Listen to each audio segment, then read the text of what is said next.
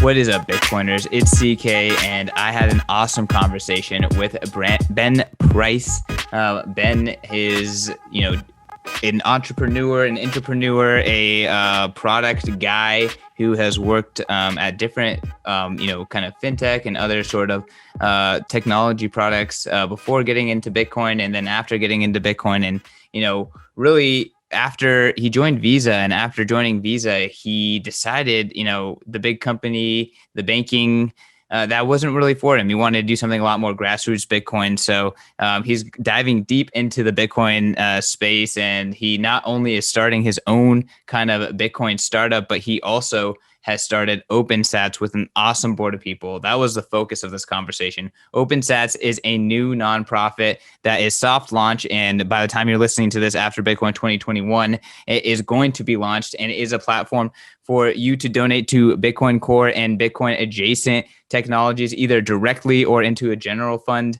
And be able to write that off. And they're trying to create really cool ways to either pay in Bitcoin or, subscribe to regular payments with a Visa. They hold everything in Bitcoin. So, you swipe your Visa, they auto buy Bitcoin and hold that in a treasury before it is distributed to wherever it needs to go. Everything is Bitcoin, and they're just trying to be a black hole to suck up value and redistribute it to the most needy projects out there and the most deserving projects out there in the Bitcoin space. They are true Bitcoiners and Bitcoin to the core. Before we get into this podcast, I want to tell you about BitcoinMagazine.com. It is the number one resource and place to be building out and learning about Bitcoin. It's the number one place to learn about Bitcoin resources. It is the oldest periodical that is focusing on Bitcoin. It is the only major news source in the Bitcoin space that is only Bitcoin. We don't talk about anything else. We're not like the other guys who, they treat all projects like they are as legitimate as Bitcoin. That is not what we're about. We're here for Bitcoin, and that is what Bitcoin Magazine is about. We are a platform for plebs, and we are the place where plebs should be publishing their Bitcoin thought leadership. The people on the ground, the holders, they are the people who understand Bitcoin the best. We know that, and we want to give them a place to show their work, and we want to be a place where all Bitcoin companies and everyone in the Bitcoin ecosystem can distribute content. So hit us up over at Bitcoin Magazine on Twitter. Check us out online. Contact us. Hit us all up in the DMs. We are all over Twitter, us Bitcoin Magazine team. So, don't be shy. We want to hear from the plebs. All right, y'all, let's get into this podcast with Ben Price. Ben, welcome to the Bitcoin Magazine podcast. How's it going? It's going really well, man. I'm out here at a hot week on the East Coast, but it finally rained today, so the birds are out enjoying the cool weather for once. You love to hear all that chirping in the background, man. Before we started recording, your background looked absolutely gorgeous. Yeah, I'm in Shenandoah Valley, which is kind of 2 hours or so west of Washington, D.C., out here in turkey farm country. And it's gorgeous. I take it for granted how beautiful it is. You travel around where I've been lucky enough to travel quite a bit and go to Thailand and a few other places. And the more I travel, the more I realize like how actually nice it is out here in the Virginia mountains. So yeah, it's a nice break. My family lives out here, but it's pretty slow, pretty quiet. Not very much Bitcoin country, I would say. Nice. Well, are you planning on being in Miami next week? Yeah, I'm trying to figure out when I'm actually going down there. I think I might head down this week sometime and just kind of shack up, get there early, and say hi to some people down in Miami. But I'll definitely be there for the conference. We're sitting in on. There's one panel with a couple people about open source funding, and then I think we'll have a few talks at the open source dome as well. Yeah, Matt Odell's organizing the Open Source Dome. Honestly, for anyone listening to this, the conference already happened. Bitcoin 2021 will have already been a smashing success. But I'm hyped to meet you there. Yeah, it'll be exciting. There's quite a. I mean, God, there's so many people going. I think I'd say the only like real Bitcoin conference I'd been to other than this was like BitBlock Boom last year in Dallas. So I got to meet a few people and put some names to faces, but this will definitely be the biggest one. Dude, I mean, it truly is the biggest Bitcoin conference in history. So it has to be the biggest one you've ever been to, or anyone has been to with that. And honestly, David Bailey, the CEO of BTC Inc. and Bitcoin Magazine, he has some massive ambitions for Bitcoin 2022. So he's already trying to outdo this one. Yeah, let's just make sure this first one goes off. All right. I think, we'll figure it out. We'll figure it out next year. Yeah, no, 100%. But hey, that's all he's thinking about. I know you're thinking about a lot when it comes to Bitcoin, but his day to day is, how do we bring Bitcoiners together? How do we bring Bitcoin mainstream? And this is the main thing for Bitcoin Magazine, right? This is kind of your big yearly thing that you all do. Yeah, yeah. So we did, the first one was Bitcoin 2019, and unfortunately Bitcoin 2020 got Yeah, you guys got canceled because of screwed. COVID. But honestly, we just got the extra energy this year into Bitcoin 2021, and we're excited. We're excited to make it happen. But hey, that's enough about the conference that already happened, and let's talk about you, Ben. Like, so who is Ben Price? Like, how did you get into Bitcoin? Why? What have you just started with in the Bitcoin community and OpenSats? Yeah, what have I done? Let's see. It's a bit of a broad question, I think. But I guess if I had to, sorry, my mom just came out here. I hate talking in front of people. But okay, so who is Ben Price? If you like go way back in the day, I grew up in North Carolina, so I think like still got a lot of like the Southern roots in me. Or at least I like to think so. The have fun staying poor meme is just like something I can't muster myself up to say. It's just like not not really how I was raised. But okay, so yeah, grew up in North Carolina. It's great down there, but had to get out. So I graduated from UNC back in the day, studied econ and business, which is, sounds like I'm doing a job interview here. It's really not that interesting. It got interesting after that though. So I kind of figured out that, I was alive in like the late 90s, early 2000s. And I was like, hadn't done anything to do with the internet and computers yet. So after I graduated is when I kind of put that together and taught myself how to code, kind of did some data science, did some consulting, and then realized I hated like the enterprise space. So I ended up joining like a small startup in Washington, D.C., doing product management. And that was, still not in the Bitcoin space yet. And then somewhere around, man, I don't even know when it was, probably like 2016. I think I like stumbled upon probably at the time like crypto, and then was lucky enough to find some like pretty high signal to noise stuff fairly early on. So made it down the Bitcoin rabbit hole and kind of decided this is absolutely what I want to do. I guess I still didn't know exactly what I wanted to do for the rest of my life, but it was like Bitcoin and blockchain, I guess you could say, was like the merging of like everything I was fascinated about. So I loved game theory, I loved economics, I loved math. Didn't know shit about decentralized systems and stuff. So it was really fun to continue learning. But yeah, so once I kind of made it down that rabbit hole and decided this is the space I need to be in, I like left my small startup and kind of just like threw my resume out there in front of the world. Luckily, it didn't get picked up by like any of these like shitcoin projects. I think I applied everywhere. But at Visa Crypto had kind of decided to take me on, and I took that opportunity and was working there the last 2 years or so. Really focused on kind of their proof of concept stuff. So I think I was employee number 3 at Visa Crypto. And I focused really on working with the Visa research teams, building out kind of like second layer protocols. I was like extremely fascinated and excited to try and bring Bitcoin and Lightning to Visa. I'd say the team probably wasn't quite as excited about Bitcoin as I was. So that's ultimately why we decided to kind of part ways this January. And so Wait. So I want to talk about this a little bit. Yeah. So there's 2 things here that I'm interested in Visas. Like, I want to get a little bit more insight into what their team actually did care about. And the other thing is, like, personally for me, I don't think Bitcoin has a scaling problem. because I think that Bitcoin is going to scale permissionlessly and on permissioned layers as well, because everyone's just going to plug in the Sound Money app into their app, right? So I'm just kind of curious, like, does that align with how Visa thought about it? But yeah, I'll just send it right back to you. So Visa was frustrating for a couple of reasons. I think the biggest being that it was a giant, slow-moving enterprise, and I think I already said, like, I kind of hated the enterprise life. So I knew it was going to be tough joining a large company like that. But what I kind of told myself was that,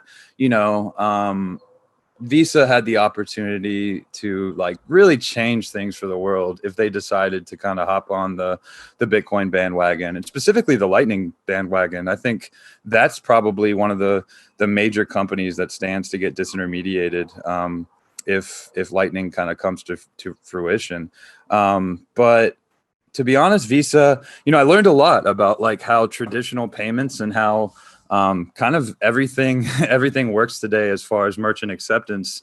And one thing that I guess I didn't really know was, Visa's main clientele are big banks. So they really don't interface at all with end consumers. You might see a Visa card in your wallet, but that's pretty much the only like touch point they have with you as a consumer. Otherwise, they are working day and night to make commercial banks happy and also to make central banks happy. They're kind of like a sounding board where central banks will call them up and kind of ask about the payments ecosystem, specifically now that like central bank digital currencies are kind of all the rage. And so I'd say what Visa is really focused on. I focused a lot on layer 2 stuff, trying to figure out how to make, kind of instant real-time payments work for them.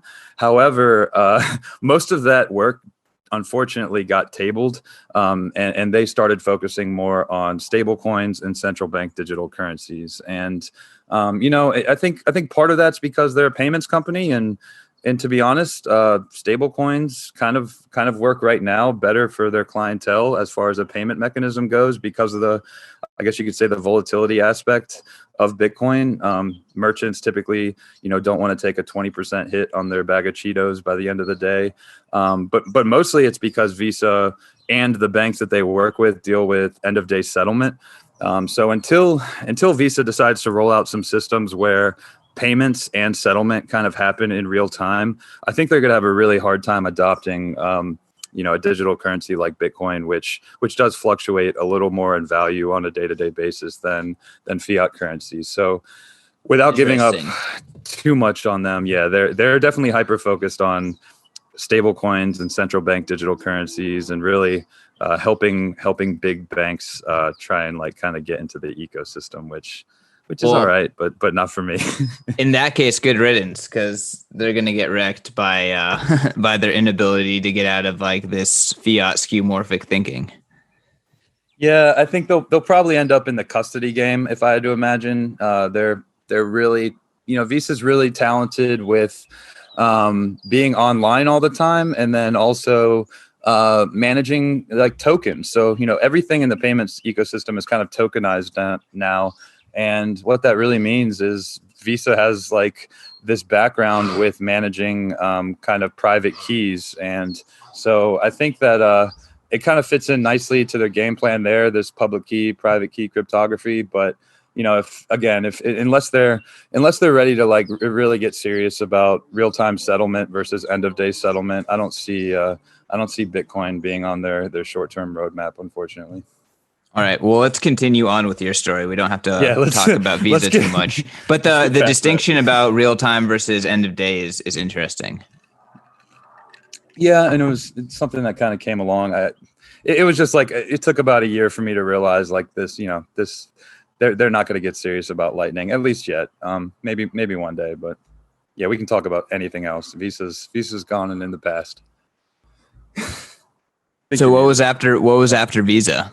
So yeah, after Visa, well, I guess I'll back up a little bit. Kind of towards the end of my stay at Visa, I kind of wanted to start this project. So I think it was August of 2020 is when I was like screwing around with BTC Pay Server, trying to create like a website where I just like sold t-shirts or something. Really was just trying to figure out how to get BTC Pay Server to work, but I didn't want to deal with like paying taxes and like making a business out of it. So I was just going to donate, probably the 3 t-shirts I sold, all the profits to charity. And so I was looking for like a nonprofit that was easy to just give back to, that could kind of contribute to core devs. And at the time, there really wasn't anything. So I wasn't as plugged in with the community, but like I've been in Matt's DMs for a while, Matt Odell's, and I basically just pinged him with all my questions. I don't think he had any idea who I was, but basically hit him up just to like sanity check the fact that there weren't any like kind of nonprofits in the space that were giving back at the time. And he didn't really have a great answer for me. So foolishly or not, I was just like, okay, well, like, let's just start one. Like, let's do this. And so I decided that like, hell, how hard could it be? And we'll do a nonprofit, or we'll do a 501c3 and make sure that we give back to core devs through it. And that was like kind of the beginning. It's been a heck of a journey. It wasn't as easy as I had thought it might be. It's cost a lot from a legal standpoint.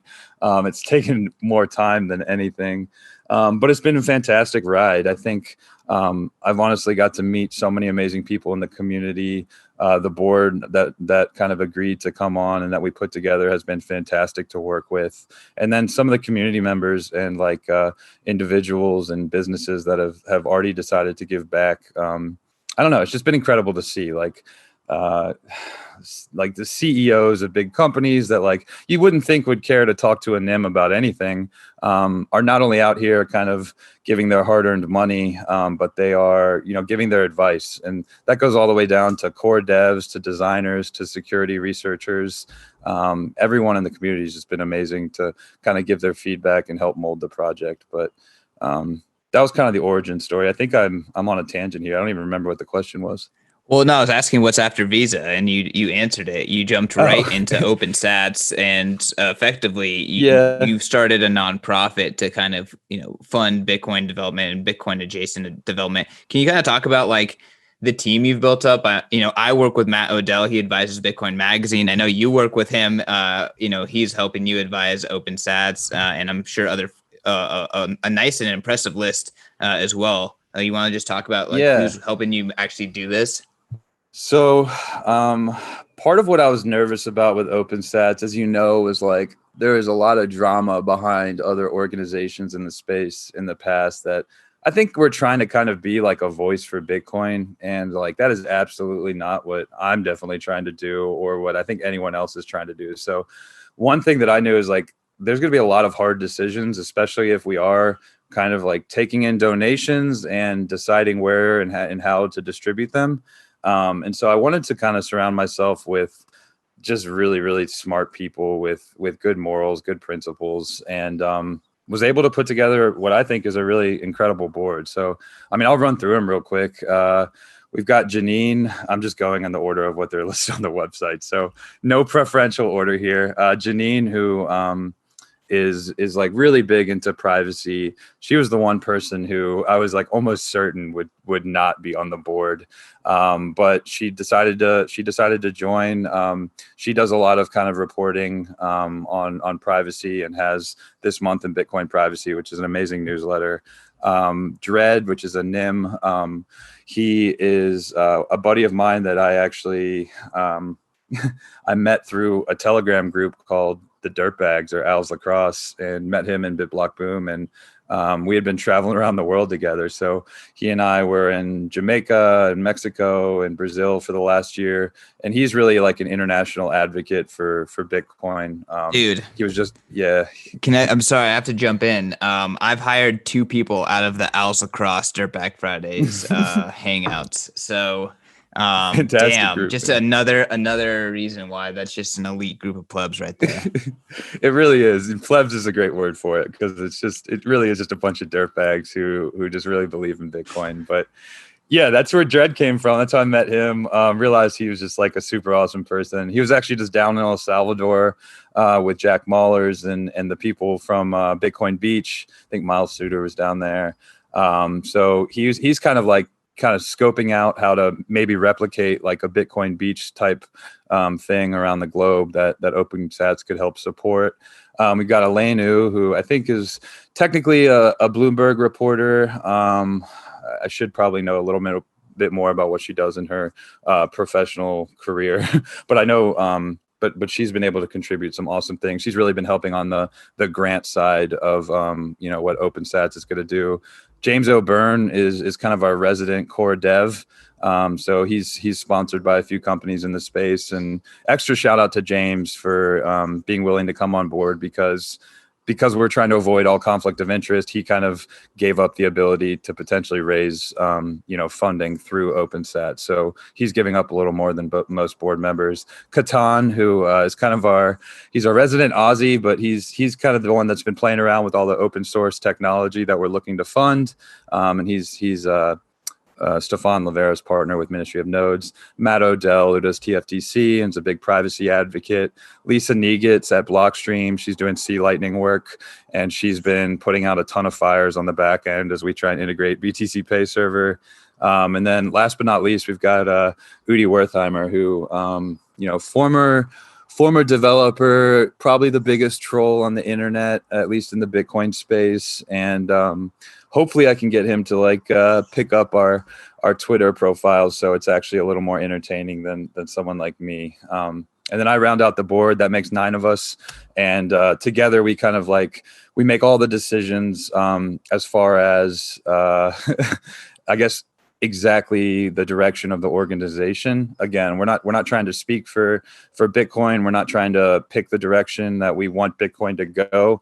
We're really just trying to make sure that we keep shitcoiners off the platform, and we make sure that anyone who is kind of listed to collect funds is in fact free and open source. So that's kind of the role of the board, and we can dive a little more into exactly what we're building and how it works if you'd like.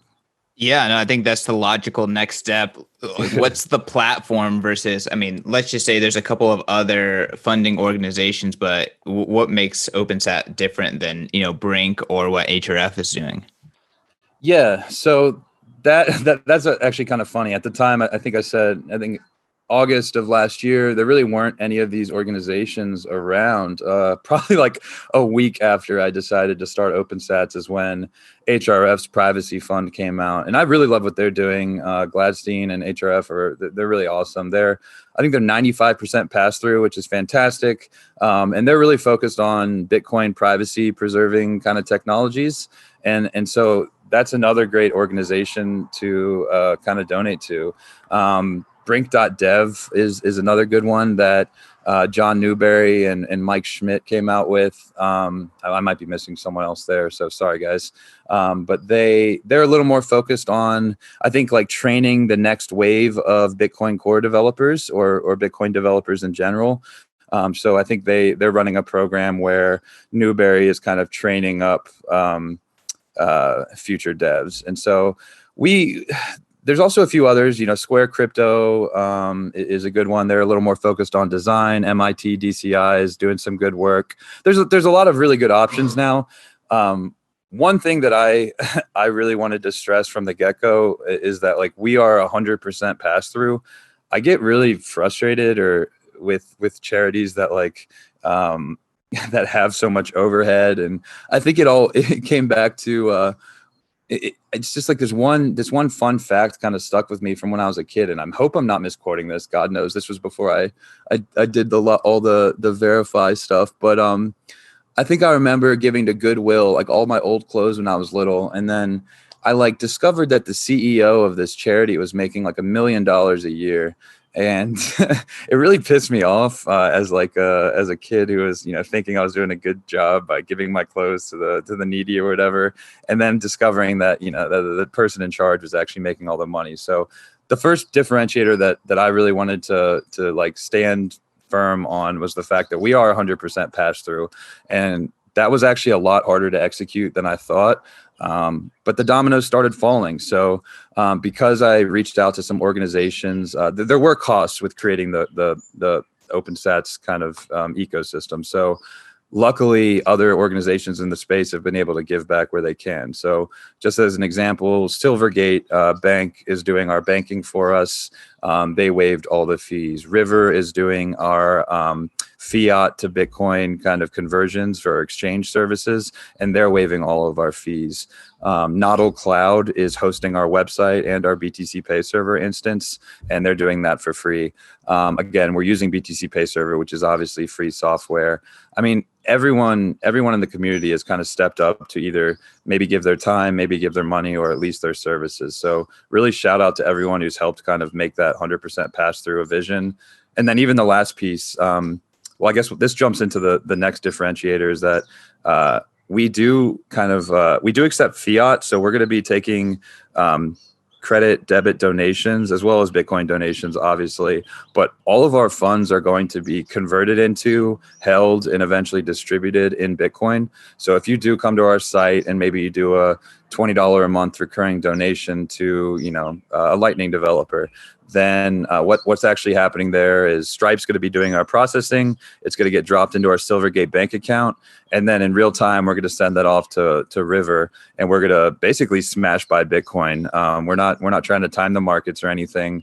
We're just buying Bitcoin and then eventually distributing it to any open source contributor that's on the platform. So that is another, I think, slight differentiators that we are like 100% Bitcoin treasury. And I think there's also some ancillary benefits there where it kind of requires anyone who's on the platform to actively learn how to use Bitcoin and Lightning in order to receive their funding. And the reason that's relevant is this third piece where I think we're a little bit different is that we kind of have a broad definition of what it means to be a contributor. So not only do we want to support developers, but we think, I'm a product manager by trade that's really focused on user experience. So for me, like having designers that are focused on UX is really important. Having code reviewers to make sure that the actual code that people are putting out there is reviewed, is secure, and is actually kind of making it through the development pipeline. Maybe it's just security auditors.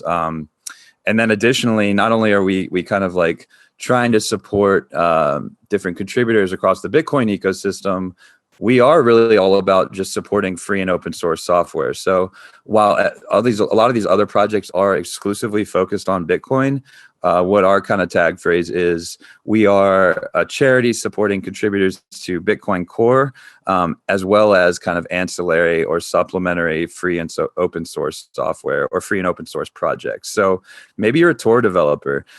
Maybe you're a developer working on secure encrypted communications. Maybe you're a Lightning developer or really anything else. Like anything that's free and open source, we think is fair game. The whole challenge of the open source ecosystem is kind of the free rider problem. And while Bitcoin sees that with our core contributors, so does the technology, other open source technology in the space. And honestly, Bitcoin needs a lot of these ancillary tools and technologies to kind of flourish at its fullest potential. So we want to make sure that everyone in the open source ecosystem is supported. So I think that wraps up most of the ways that I think we're different, maybe with the final piece being that we're trying to be a little more transparent than I don't want to say more transparent than these other organizations, but one thing that I struggled with is a lot of times when you donate to charities, where the money goes is a bit of like a black box. You're not sure. You might give $20 to an organization, and you're not sure who that's actually going to end up going to. Luckily, a lot of the organizations in the space do a good job of allocating funds. But what we wanted to do was give our contributors or our donors the choice if they know the projects and people that they want to fund. So maybe you're really interested in funding designers. Maybe you're really interested in funding Tor developers. ideally what would happen is on our platform, there's going to be individual projects listed. And I'm hoping that most people donate to the individual projects that they want to see their money go to. And so I think that is a little bit different. There's also going to be the option to donate to a general fund, and that will be allocated kind of in more of a traditional grant style fashion, where individuals can come and apply on the website, and then our 9-person board of directors will kind of pick and choose how to allocate based on where we think the money will go the furthest. So I've been talking here forever. Hopefully that kind of sums up how we're different. I might have missed a thing or two, but those are definitely the main points. Well, the thing is, Ben, is that the people are here to listen to you talk about OpenSats and not me. So you're doing exactly what you're supposed to. And that was a fantastic explanation. I was like thinking of questions to follow up with, and then you just like hit them all. So great job. So I really like that there is the way to, donate directly. I really like that, and that you have kind of expanded the scope. And I just really like the philosophy altogether. I think you put together a really great board that, I would say are all folks that I respect in some way or another. So, congrats on the success so far. In terms of like kind of where OpenSats goes from here, when's the platform actually going to kind of be live for people to donate and select different projects? And, how do, people who want to get involved, like kind of, ping you and get listed or whatever? Yeah, so I've been like shamelessly shilling it on Twitter. So if you want to get involved, our handles are like OpenSats. You can go to the website, opensats.org. I think right now, pretty much the contact page just comes directly into my email, but you can always ping me directly. I'm a Bitcoin person on Twitter.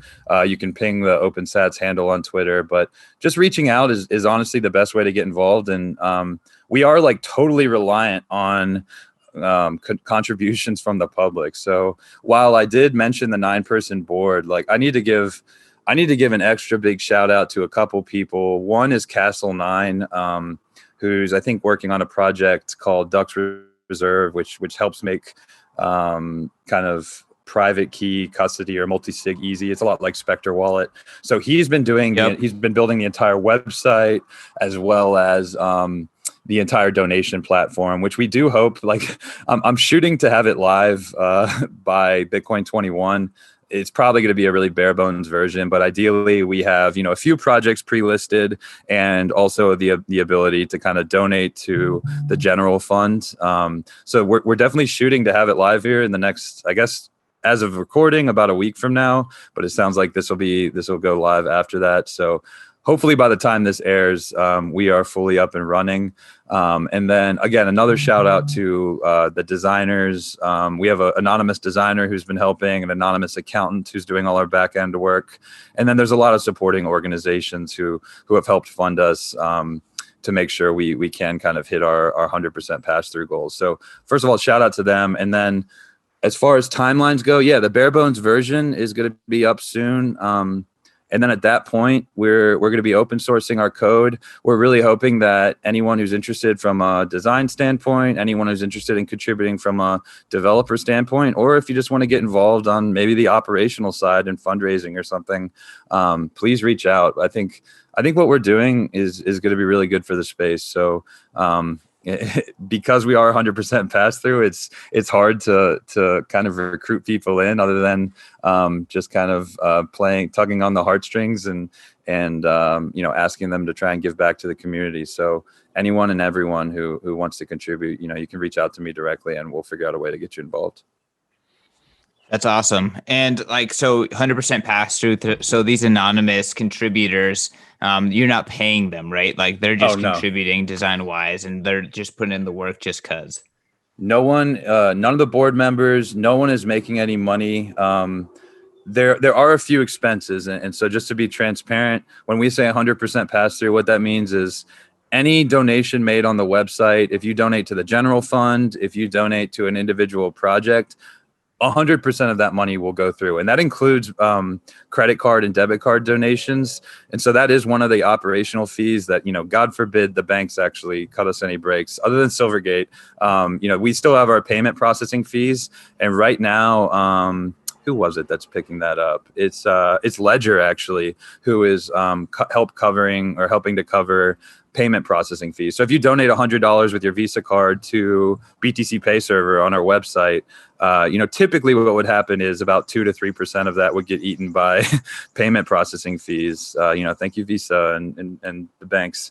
But what Ledger is doing is they're kind of doing a 2 to 3% donation match on any of those. So even 100% of those donations go through. And so, yeah, I think the other really only serious expense we had was legal to start up. And so unfortunately, we didn't have a pro bono attorney off the bat, but there is someone who's already kind of stepped up and agreed to help us in the future. So we did have a couple operational or like startup expenses that were covered by some of our early sponsors. Shout out John Pfeffer, shout out Greg Foss. And ideally, we're automating most things in the future. Again, Rivers waiving fees, Silvergate's waiving fees. Nodal Cloud is going ahead and hosting for us. So there's really not a lot of ongoing operational expenses, and that'll help us, make sure that every dollar that goes in goes right back out to open source contributors. So how are you getting paid? What are you doing to earn a living? Yeah, I guess that's the other kind of sub answer to the question is I'm not getting paid for this at all. But I did leave Visa. I didn't do it just to start OpenSats. It's been a really nice project to work on in my spare time. Honestly, it's a ton of time right now. But I also am working on my own startup right now. So I did leave in January with the goal of creating a for-profit, and that's a company that I'm working on right now, actually, with quite a few Bitcoiners that you probably know. We haven't quite gone live yet, but it's coming soon, and hopefully that'll pay the bills in the future. But yeah, this is just every time I want to procrastinate on that project, I work on OpenSat. So it's been a good kind of change of pace for me. Yeah, well, it's a very productive procrastination, I have to say. I appreciate it. So I guess.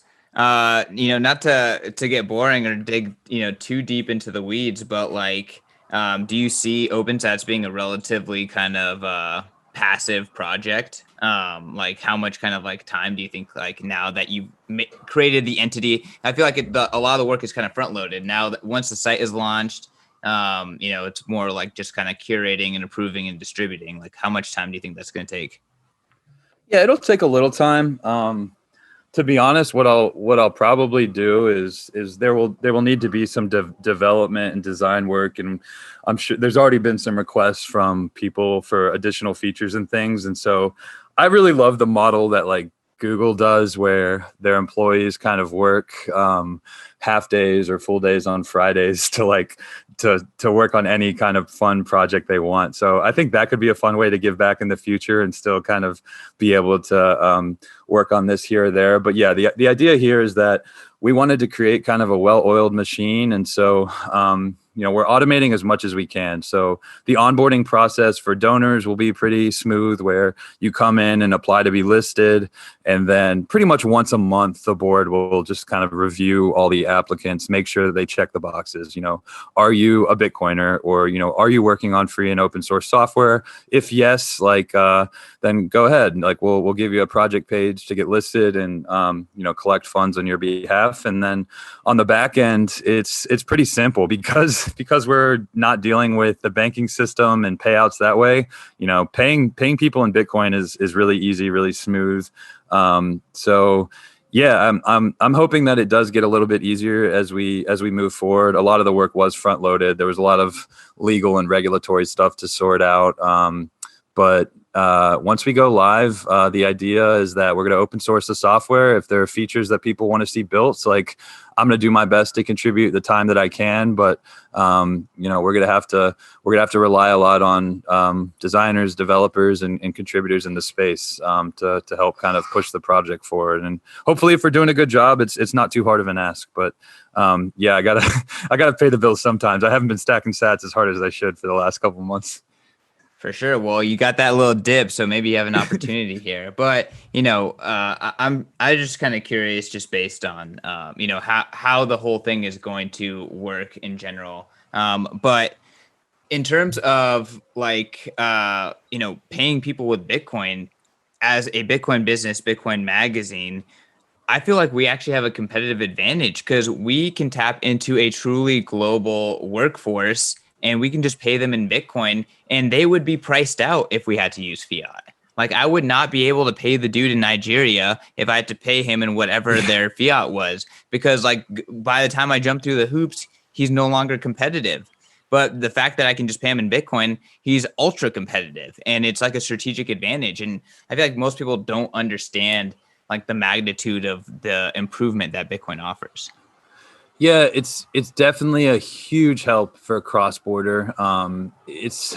It's still slow and expensive kind of to pay even within your borders. But the second you go overseas and you're trying to, I don't know, fund Bitcoin Beach in El Salvador, or like you said, a developer in Nigeria, then you're talking like you're doing international wire transfers that are hitting tons of banks, and all these funds that we're hoping to go to these people would just get eaten away, and not to mention like the time it takes to actually get to them. So the paying in Bitcoin has been a huge help. It also, because we are just supporting open source contributors, like they might not be Bitcoiners, and this is going to kind of force, hopefully, other people to learn about Bitcoin, learn how to use a wallet, learn about this technology, and maybe kind of have the aha moment when they start to receive their funding in Bitcoin. So because they're already working in free and open source software, Bitcoin would be a really complementary technology for most of these projects. So we're hoping to kind of bootstrap some adoption there.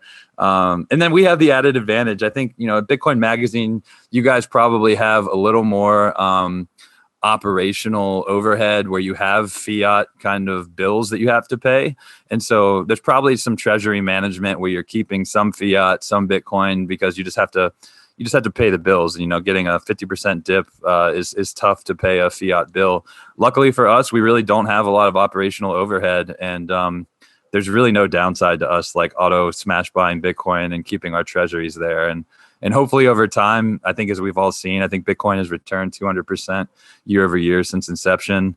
I think forced hodling on behalf of our contributors will actually do really well for them in the long run. And how are like the keys held? Is that in the multi-sig? Or are you using River for that? Or what's that? How's that work? We're still trying to figure that out right now. That's probably the main reason that we haven't gone live. Like, it'd be really easy to just put a BTC Pay server link up right now, but we've considered using Unchained for like our 2 of 3. We're probably going to be doing most of our monthly payouts on Lightning. So there's going to be probably like a hot wallet where we do the kind of lower value monthly payments where maybe someone's receiving, $100 a month in recurring donations. But for the big grants and things, we want to dog food like the technology. So we've discussed like a 5 of 9 multi-sig. That gets a little tricky. Maybe we bring it down to like a 3 of 7 or 4 of 7. But we're definitely trying to figure out ways that we can kind of dog food the tech that we're trying to promote. And so luckily, being 100% pass through, we're also planning on being extremely transparent. I don't see a huge downside with using a third-party provider, other than maybe a few privacy-oriented things. But our goal is to be as transparent as possible. We're going to probably come out with a giant blog post that says exactly how we're managing funds, but it's probably going to look a lot like a multi-sig held by a variety of the 9 board members. Very cool. And I guess my last question is like, what's the big vision for OpenSats? Is it like you want this to just be an eternal entity to fund Bitcoin and propagate it? Like, what's kind of like the long-term goal for this kind of like slush fund for Bitcoin that you're building? Yeah, I think my dream differs, I think, a lot from the other board members, and I think that's healthy. I don't think any of us really know where it's gonna go. I know when I started it, I'm a taco pleb. Like I'm just a guy. No one really knows me. I'm definitely like the least famous or popular out of all 9 people on the board, and anyone who's been helping contribute to the project in any way. So what I'm really excited about is kind of trying to solve this free rider problem that exists in the open source community. So if you're not familiar, I'm sure you are, but if any listeners aren't familiar with what that is, it's kind of this economic problem with open source software, which which typically ends with brain drain out of the ecosystem. So, if you're an open source contributor, you're giving back to Bitcoin. Maybe you're a core developer and you're working on this tech day in and day out, and you're not really getting paid to do that. And to be honest, you're probably one of the more talented developers in the space, and you're getting job offers from Google or Facebook or Coinbase. And what you see is a lot of these people who don't really get compensated. They're leaving to go to the private sector and join these big enterprises. And that's just like a challenge we have, because all these enterprises, all these, users, including myself, we could all probably do a little more to give back to the people that maintain this software. And so I'm most excited about like giving a really easy to use platform for plebs or enterprises or small companies, anyone that's benefiting from Bitcoin and the open source contributors that maintain it. I want them to be able to give back $5-10 a month. And if we can get 10,000 people, like God forbid, what if we get 100,000 people giving back, $5 a month? We're starting to look like something that can really help fund the ecosystem in the long term. And I think solving that free rider problem is what my vision is. But each board member is different. I know Matt Odell and Janine are probably really, really excited about some of the privacy projects. I know Dredd is really excited about trying to find international projects and underfunded developers around the world where $1,000 would go a really long way. And so I think each board member brings like a different perspective to what they want to see. But I'm definitely most excited about the small scale kind of donations from the community, because it's really sad. Like you got mine. It's like the proof of work mentality in this ecosystem. It works really great for miners, right? You literally spend on electricity and you get rewarded in Bitcoin. If you're a user of the network, your proof of work is you're probably working a fiat day job and then you buy Bitcoin. That's your proof of work. But the only people who aren't rewarded for the efforts that they put in, or at least who aren't rewarded fairly, are the open source contributors. And I think it's just not fair. So hopefully we can just be a small part of a big kind of push in the ecosystem to give back. Yeah, well, I mean, I feel like the incentive exists for OpenSats and other organizations to fill that void. So that's how it's made right, and the system continues. So hopefully, Bitcoin truly. I feel like Bitcoin is truly an open source project like no other, and therefore, it's going to change how open source works because of its existence. I think that this kind of fits into that. I'm kind of curious, like, how does the board change? Because it sounds like obviously the board's personality is what's going to kind of manage the general fund to some degree. Yeah. So in the sense of like how if like a board member goes rogue and becomes a shitcoiner or something, how does it change? Or like, how do you add new board members? Or like you want to step away? Like how does the fluidity of that kind of work? Yeah. So we haven't had no drama so far. I'm sure it's a board full of a lot of bold personalities. So we have our disagreements. We've already, disagreed on a few things as far as, setting up the organization. But luckily, we're all kind of level-headed people that can kind of talk our problems out logically. And the most important thing is they're all like true good Bitcoiners with principles. And that was the number one thing. If and as far as how does like a board member get replaced or how does it work? It's really just like any other company's board of directors. We have our articles of incorporation, and that basically dictates all the rules and responsibilities that the organization kind of has to adhere to. And so right now, let's say I'll pick on Matt. Let's say Matt turns into like an Ethereum guy, and this is a Bitcoin charity. What we would basically do is we would probably have a discussion and figure out what the hell's going on with him. But ultimately, if we did need to switch a board member or we needed to appoint someone new, right now I think it's a 6 of 9 vote is required. So it's a little bit more than majority, but that would be how a board member is replaced. Cool, Ben. Well, I'm glad that you created a Bitcoin fund as a hobby while creating a Bitcoin startup. I can tell that you're going to be doing a lot for the space, and excited to stay in touch and kind of chronicle your journey, man. Yeah, I really appreciate it. Giving me a little bit of a platform. It always feels weird to shill projects and stuff, but this is one that I don't feel bad at all about coming out on the podcast and scene and making my rounds because yeah, I mean, again, just we're trying to make it rain on Bitcoin developers and contributors, and I don't feel bad about that. So I do appreciate the sentiment. Again, if anyone wants to get involved, if you want to get involved, feel free to reach out. We could always use the help. And I guess I would say if anyone's at Bitcoin 21, hit me up. But again, I think this is airing after that. So Yeah, no, I'm sorry we couldn't time this one up perfectly, but we got a jam-packed calendar, man. So things are rolling at Bitcoin Magazine, and obviously Bitcoin 2021 is going to be a smash hit. You're going to make a ton of connections that are going to do a lot for OpenSats. I'm quite convinced of that. I think people are going to be really impressed with what you built and the team you've put together. I guess just to kind of close it out, like where can people kind of keep track of OpenSats, keep track of you, and maybe even get some sneak peeks into your stealth project? yeah, so OpenSats is opensats.org, opensats.com. You can go to all the OpenSats things, and I bought all the domains, so they're all redirect to opensats.org. We also have a Twitter, so that's OpenSats. My handle is a Bitcoin person, so you can find me there. My DMs are open, so feel free to reach out.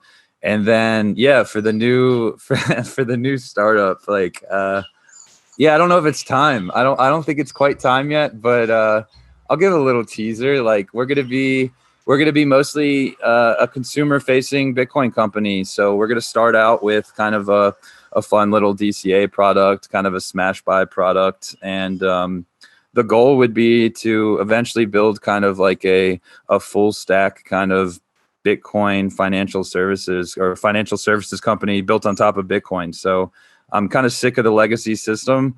Almost everything that Visa does, almost everything that the banking system does, the remittance market, the loans and savings markets, they can all be pretty easily disintermediated with Bitcoin. And so, luckily I'm able to put together a team and we're going to get all the kind of crappy rules and licenses and regulations out of the way and just build a safe space for our developers to build kind of what the people want. We're all a bunch of Bitcoiners. We love Lightning. We love privacy. We love coin joins, and we love smash buying. So we're gonna try and build a platform that makes it easy for all the plebs and anyone to kind of get involved if they want. Dude, the Bitcoin neobanks are coming. I don't think it's priced in, but I've been super impressed with what's been here, and I'm sure what you're building is going to be awesome. Yeah, there's definitely some competition. I wish I could say we would have the first mover advantage. We definitely don't have that, but there's no question there. we do want to go international, so maybe we can. I've been living in Jamaica, Brazil, Mexico for the last year. Some of those markets are, really. They really need this, they really need Bitcoin out here in the rest of the world. I think a lot of us stay really kind of hyper focused or ethnocentric focused on the US. But to be honest, the rest of the world needs this probably a little more than we do. And I'm really excited about trying to reach out and bring Bitcoin to as many people in the world as possible. So maybe we'll have the first mover advantage down in Jamaica or something. Amen. You love to see it. Well, hey, dude. It was great having you on the show, Ben, and I'm going to have you back on, and I hope that you send Bitcoin Magazine a press release when you're ready to go public and excited to share the news.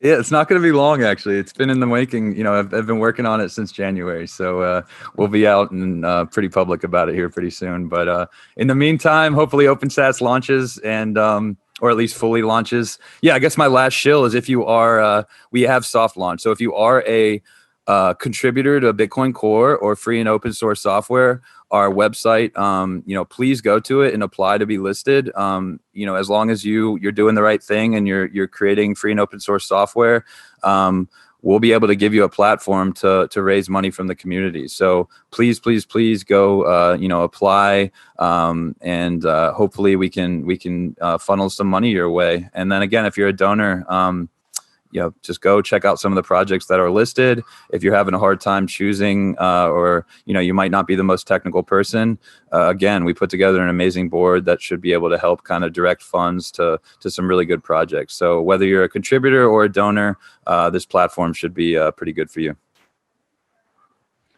All right, man. Well, I'm excited. I'm excited for it to come on live. I have a cankering to be a patron, so I'm down to donate, and excited for others to do so as well. And again, the Bitcoin everything route is what we stand for, especially at Bitcoin Magazine.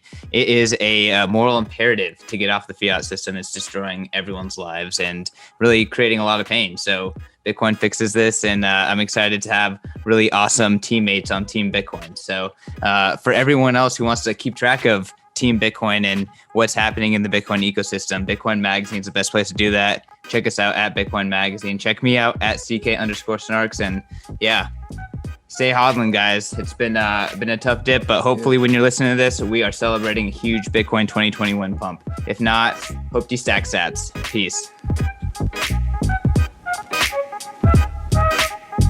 A quick reminder that all of the content in this episode is for informational and entertainment purposes only. You should not construe the information as legal, tax, investment, financial, or any other advice. Nothing contained in this presentation constitutes a solicitation, recommendation, or offer by BTC Media, the Let's Talk Bitcoin podcast network, or any third-party service provider to buy or sell securities or any other financial instruments. Do your own research.